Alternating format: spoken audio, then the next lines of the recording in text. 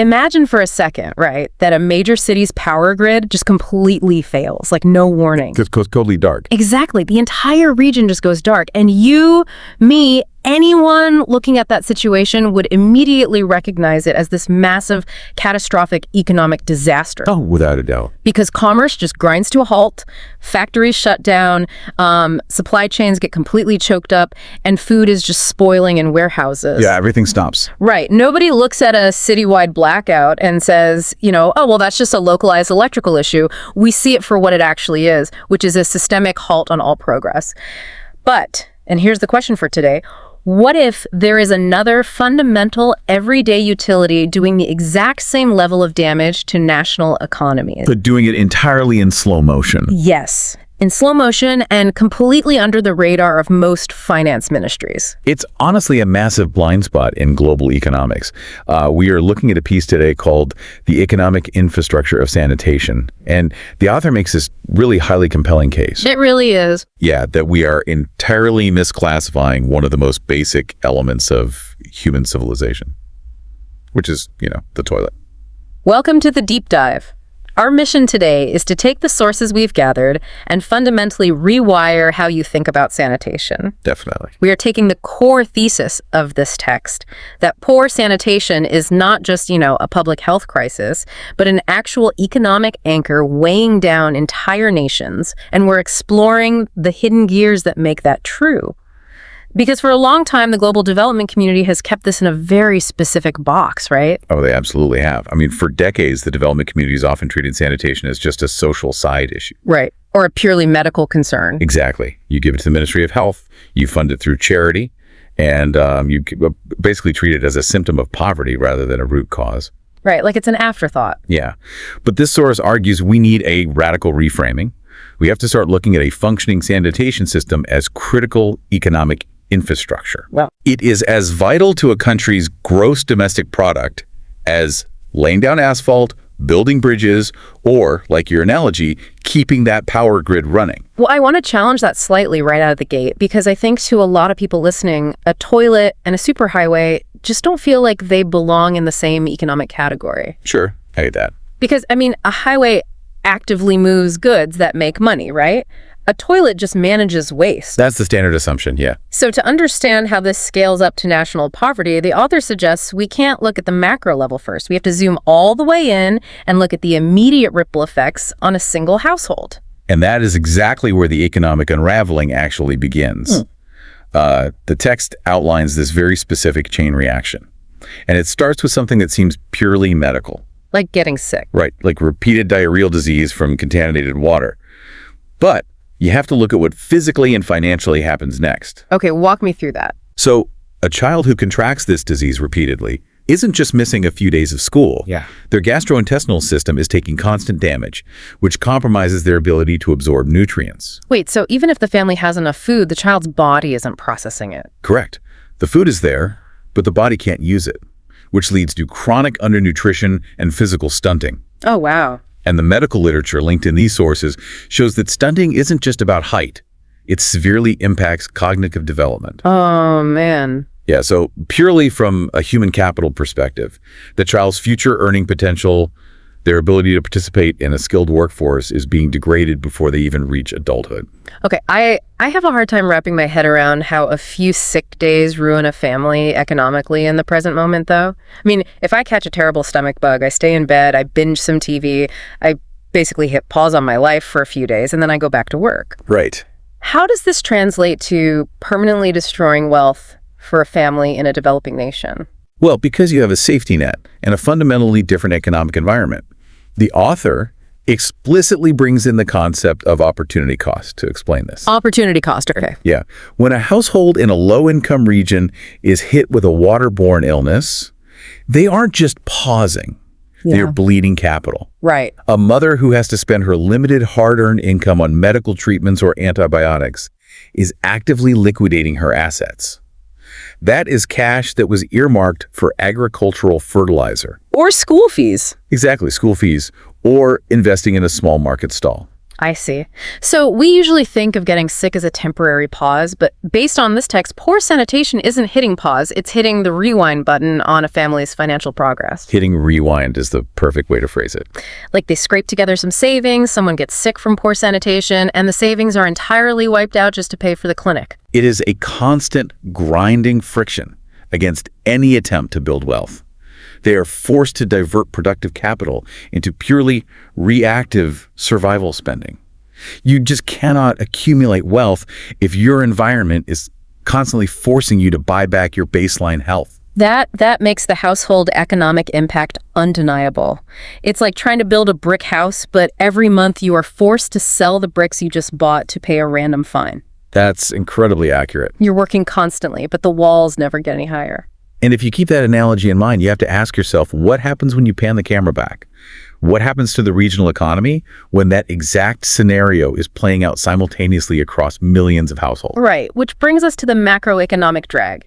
Because if one household hitting rewind is a tragedy, multiplying that across thousands of workers and families is a systemic failure. It absolutely is. And the author brings in a lot of data from the World Health Organization to really illustrate this at the community and national levels. Yeah, the WHO data is stark. I mean, it shows that poor sanitation fuels massive compounding lost productivity.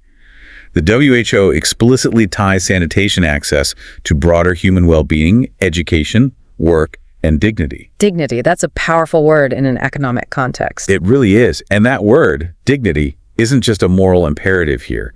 It has profound economic implications. A workforce that is chronically ill, physically exhausted, and stripped of basic dignity cannot be an innovative or highly productive workforce. You know, reading through this section on local governments, I was struck by how municipal budgets basically mirror the household problem. Oh, completely. The town notes that local governments are constantly trapped in a cycle of reacting to preventable diseases instead of investing in growth. The dynamic is identical. Think about how municipal finance works. You have operational expenditures. It's like keeping the lights on. Right, keeping the lights on, running the clinics. And then you have capital expenditures, which are investments in new things that generate future revenue. Like building a new commercial market or laying fiber optic cable. Exactly. But when a city lacks basic sanitation, they are constantly fighting cholera outbreaks. They're treating chronic parasites. They're expanding emergency clinical care. Their operational budget is just completely consumed by disease management. Wow. It sounds like local governments are forced to constantly bail water out of a leaky boat instead of just patching the hole. They have zero capital left to actually build the things that attract businesses. They are completely paralyzed. Right. I mean, as long as sanitation is kept at the margins of policy and financing, you can never achieve healthier children or stronger local markets. Right. You cannot lower long-term healthcare costs if the physical environment is constantly reinfecting the population. And you certainly can't attract private investment to a municipality where the workforce is continually incapacitated. So I want to push on this, though. If the WHO evidence is this clear, and if the data proves that a sick workforce and drained municipal budgets lead to massive productivity loss, why do you think economists and urban planners still mistakenly categorize this as strictly a public health issue? It's a great question. Like, if I'm a national finance minister reading this source material, why am I leaving this for the doctors to solve? It really comes down to how traditional economics measures value and return on investment. Historically, infrastructure has meant concrete and steel designed to move goods or energy. Sure. And economists are very, very good at modeling positive outputs. If you build a toll road, you can calculate X number of trucks passing through, paying Y toll, generating Z revenue. The return on investment is highly visible. You can physically point to the road making money.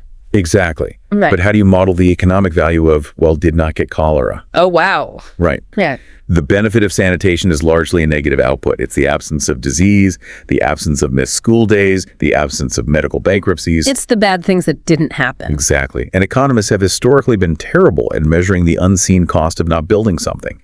They can tell you exactly what it costs to lay a sewer pipe, but they struggle to quantify the massive, diffuse economic drain of leaving an entire population exposed to raw waste. That makes total sense. It's like a factory owner who buys millions of dollars of state-of-the-art machinery, but absolutely refuses to fix the sinking foundation of the building. Oh, that's a perfect way to look at it. Right. The machines look great on the balance sheet, but if the floor collapses, the whole factory stops. The sanitation system is literally the foundation beneath the workforce. And that is the core argument of the experts working in what's known in the development sector as WASH. WASH. Yeah, it stands for Water, Sanitation, and Hygiene.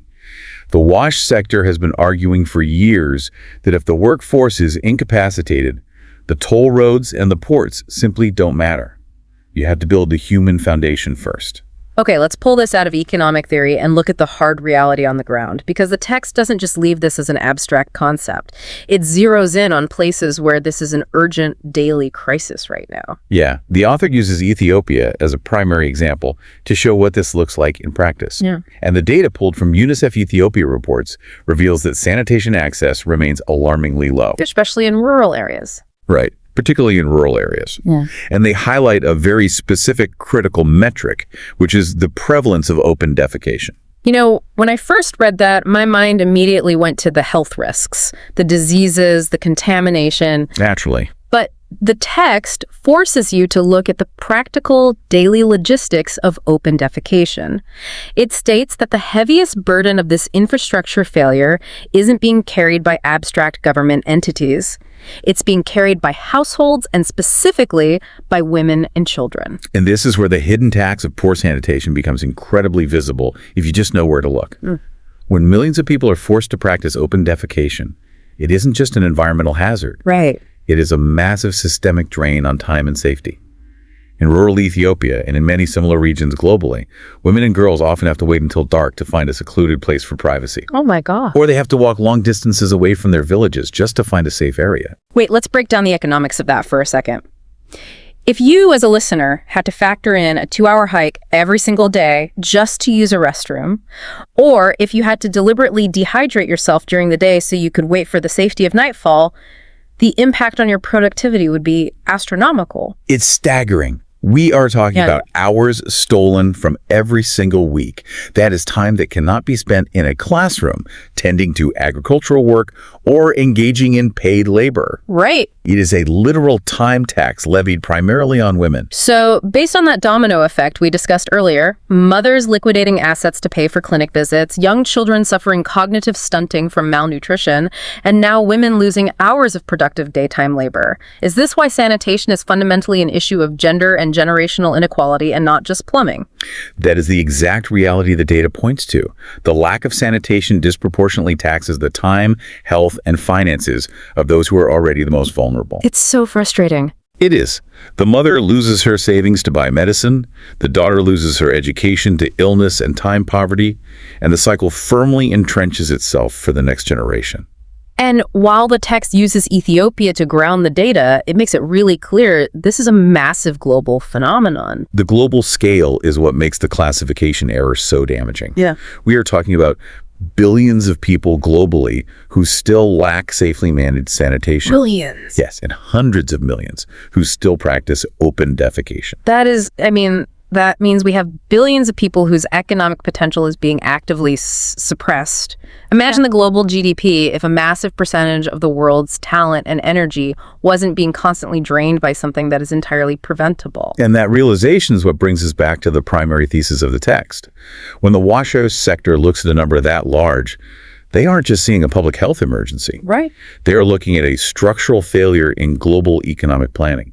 That level of suppressed human capital shouldn't just be the concern of doctors and NGOs. Yeah. It should be setting off alarm bells for international investors, urban planners, and ministers of finance. Okay, let's take a step back and look at the whole picture we've painted today, because this really does demand a total shift in perspective. We started with the physical toilet, right? A utility most of us use every day without a second thought. But by looking through the lens of this research, we traced its direct, unseen lines into the household economy.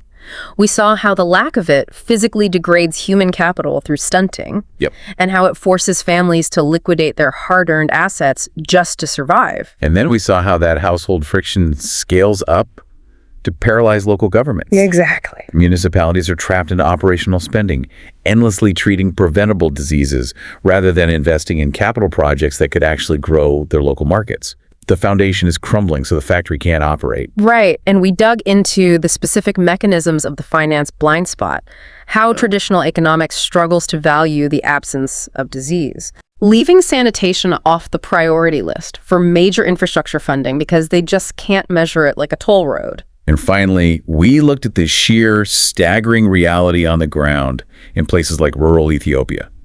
We saw how this failure creates a massive time tax that falls disproportionately on women and girls, entrenching generational poverty and suppressing the economic potential of billions globally. The ultimate synthesis of all this evidence is just profound. Sanitation is not a charity project. It is not a secondary social issue to be dealt with after a country gets rich. No, it's not. It is critical economic infrastructure on par with roads or electricity, and it needs the attention of investors and policymakers, not just public health professionals. Exactly. If a nation wants healthier children, a more dynamic, educated workforce, and resilient local economies, it cannot keep sanitation at the margins of policy. Yeah. The author's argument is absolute. You have to build the human foundation first. It's incredible how shifting just one phrase, right, from health issue to economic infrastructure, how that completely alters the gravity of the problem.